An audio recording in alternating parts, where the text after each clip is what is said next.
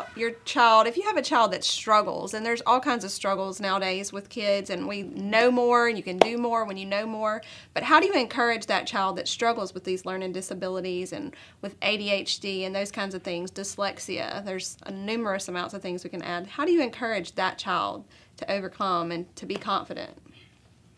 One of my sons had a learning disability, and we would pray with him all the time. I mean, he would cry at night before bed. I mean, we'd go into bed when you're crying before they're going to school the next day is torture on parents. Right. It's torture on them.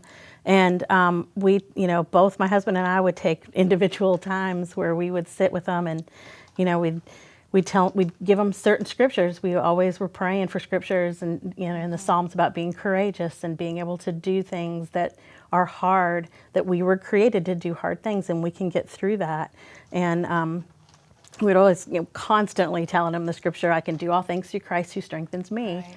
And I mean, we bought him a little keychain that had a little shield on it, and it was something that we worked with all the time.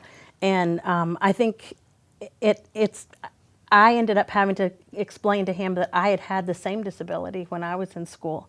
And at first I resisted doing that because I didn't want him to not like school. Right. And I didn't want to admit to him that I hated school because I hated it. Right. But after a month or two of that, I finally sat down with him and said, look, I hated school just as much as you do.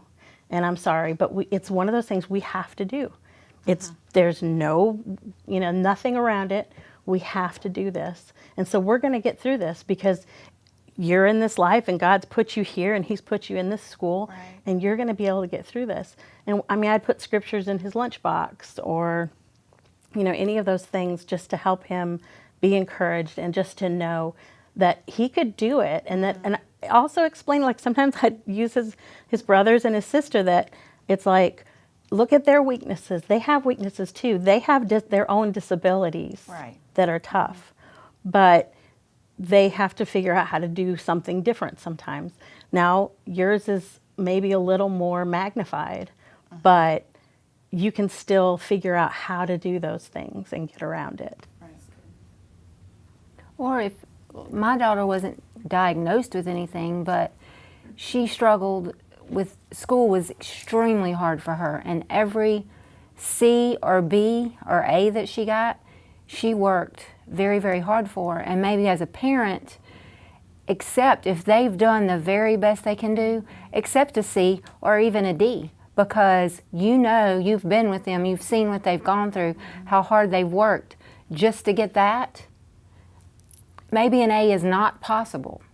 And as a parent, don't just grind it into them. You have to have an A, you have to have an A, you have to have an A, because honestly, that's not always possible. And if that C is the best that they could do, then accept that and be happy that they made that C. Right. They tried their hardest. They tried their hardest. Yeah. And I also think discipline at home. I mean, I have two that has a learning disability. 2 were dyslexic.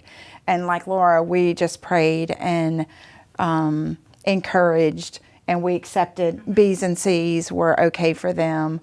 But discipline.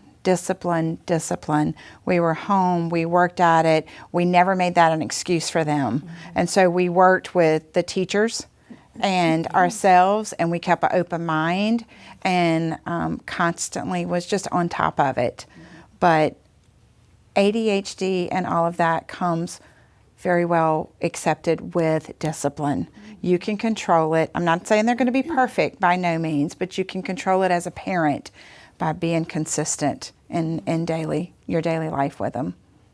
All right. Thanks, moms. And thank you for watching Real Mom and Real Answers. If you have any more questions, you can send them to missy@rlministry.org, and we look forward to reading them.